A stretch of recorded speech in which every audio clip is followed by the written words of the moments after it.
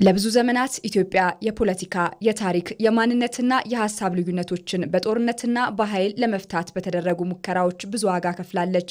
በእነዚህ ግጭቶች የጠፋው ሕይወት ብቻ አይደለም፣ የፈረሱ ቤተሰቦች፣ የወደሙ መሰረተ ልማቶች፣ የተቋረጡ የልማት ጉዞዎችና በትውልድ አእምሮ የተተወ ቁስሎችም የዚያ ታሪክ አካል ናቸው። የዚህ ሁሉ ውጤት ግን አንድ ግልጽ ትምህርት አስቀምጦልናል። ልዩነትን በኃይል ለማጥፋት የሚደረግ ጥረት አዲስ ልዩነትን ብቻ ይወልዳል። ዘላቂ መፍትሄ የሚመጣው ግን በመደማመጥ በመከባበርና በምክክር ነው። ዛሬ ኢትዮጵያ ያንን የታሪክ ትምህርት ወደ ተግባር ለመቀየር በወሳኝ ምዕራፍ ላይ ትገኛለች። ለዘመናት ሲንከባለሉ የቆዩ ተቃርኖዎችንና አለመግባባቶችን በምክክር ለመፍታት የተጀመረው ጉዞ የአንድ መንግስት ወይም የአንድ ተቋም ጉዳይ ብቻ ሳይሆን የሀገር መጪ ዕጣ ፈንታን የሚወስን ታሪካዊ አጋጣሚ ነው። በእርግጥ ልዩነት መኖሩ ተፈጥሯዊ ነው። የተለያየ አስተሳሰብ፣ የተለያየ የፖለቲካ እይታና የተለያየ አመለካከት በማንኛውም ዴሞክራሲያዊ ማህበረሰብ ውስጥ የሚጠበቅ ነው። ወሳኙ ጉዳይ ግን እነዚህን ልዩነቶች እንዴት እንደምናስተናግድ ነው። የሀገር ጥቅም ሲመጣ ከልዩነታችን በላይ የጋራ እሴቶቻችንን ማስቀደም የበሰለ ፖለቲካዊ ባህል መገለጫ ነው። በጣም የጦዙ ተቃርኖችን ይዞ ሰላማዊ ሀገር እውን አድርጎ መጓዝ፣ ረጅም መጓዝ ፈተና ነው የሚሆነው፣ አስቸጋሪ ነው የሚሆነው። ስለዚህ መድረክ መፈጠር አለበት። ብሔራዊ ምክክሩ እዚህ ሀገር ላይ በርካታ ችግሮቻችንን ይፈታልናል ብለን የምናምነው አንድ ትልቅ ሀገራዊ ፕሮጀክት አድርገን ነው የምንወስደው። እንደ ኢዜማ ብሔራዊ ምክክሩ ከተጀመረበት ጊዜ ጀምሮ የምክክር ኮሚሽኑ አባላት ከተሰየሙበት ጊዜ ጀምሮ ለብሔራዊ ምክክር ኮሚሽኑ ያላሰለሰ ድጋፍ ሲያደርግ ነው የነበረው። የጋራ በሆኑ ሀሳቦች ላይ ሀሳቦችን ተነጋግሮ ለችግሮቹ መፍትሄ የሚቀርብበትን እድል ማድረጉ ሀገር እንደ ሉዓላዊነቷ እንድትቀጥል ከማድረግ አንጻር ጉልህ ሚና አለው። ስለዚህ የፖለቲካ ፓርቲዎች የራሳቸውን አቋም እየጠበቁም ቢሆን ለሀገር የሚበጅ ጉዳይ ሲመጣ በአንድ ጠረጴዛ ዙሪያ መቀመጥ፣ መነጋገርና የጋራ መፍትሄ መፈለግ ይገባቸዋል።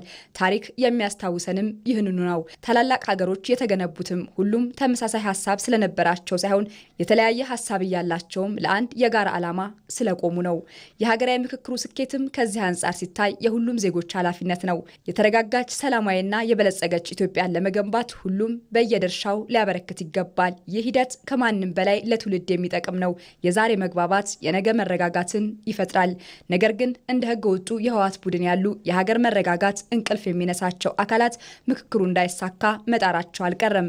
በትጥቅ ትግል ጅማሮን ያደረገው የህወሓት ቡድን ከሀሳብና ምክክር ይልቅ አፈሙዝን ምርጫ አድርጎ መንቀሳቀስን መርጧል። የህወሓት ሊቃኖች ማን ከማን ጋር ነው የሚናገረው እያሉ ጉዳዩን ለማሳነስ ጥረት ሲያደርጉ እንደነበር እናስታውሳለን። ጉዳዩ አፕሪሺየት አይደረግም። ምክንያቱም ህወሓት ሰርቫይቭ ማድረግ የሚችለው በስንጥቅ ውስጥ ነው። በኢትዮጵያ ፖለቲካ ውስጥ የሚሳተፉ ማናቸውም እዚህም ያሉ በዲያስፖራ ያሉ ኤሌመንቶች የሚሆኑ ግለሰቦችም ይሁኑ ተጽዕኖ ፈጣሪ ግለሰቦች የሚሆኑ ዞሮ ኦሪጂናል ሀሳብ መነሻው ህወሓት እንደሆነ መረዳት አለብን። ህወሓት ይህን ጉዳይ አፕሪሼት ሊያደርገው አይችልም። ሀገር የሚጠነክረው ሁሉም አንድ አይነት ሲያስብ አይደለም። የተለያየ ሀሳብ እያለም ለአንድ የጋራ ሀገራዊ ዓላማ መቆም ነው።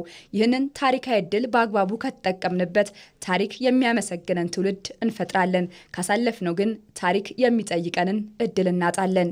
ዘለቄታዊነት የኢትዮጵያን ችግር ለመፍታት የሚያስችለው መሰረታዊ ነገር ምንድነው ብለን በጽኑ እናምናለን። ከእውነት መነጋገር፣ ከእውነት መደራደር፣ ከእውነት መወያየት፣ ችግሮችን ተይብል ላይ አስቀምጦ ለአንዴና ለመጨረሻ ጊዜ የሚፈቱበትን መንገድ አእምሮን ሰፋ አድርጎ ትከሻን አጠንክሮ መነጋገርና መወያየት ትልቅ ታሪካዊ እድል ነው። መባከን የለበትም። በስኬት መጠናቀቅ አለበት። ከዛ በኋላ የተሻለ ሀገር እውን የምናደርግበት ሁኔታ መፈጠር መቻል አለበትና ተፎካካሪ ፓርቲዎችም የሀገር ሁኔታ ይገደናል የምንል ማናችንም አካላት መንግስትም ይሄ በስኬት እንዲጠናቀቅ በቁርጠኝነት ማስኬድ ያለብን እንደሆነ ይሰማኛል። ስለዚህ ዛሬ ከምንም በላይ የሚያስፈልገን ነገር ልዩነትን ማጥፋት ሳይሆን ልዩነትን እያከበርን ለሀገር መቆም ነው። ይህ ብቻ ሲሆን ነው ለነገው ትውልድ ሰላማዊ፣ የተረጋጋችና የበለጸገች ሀገር የምናስረክበው።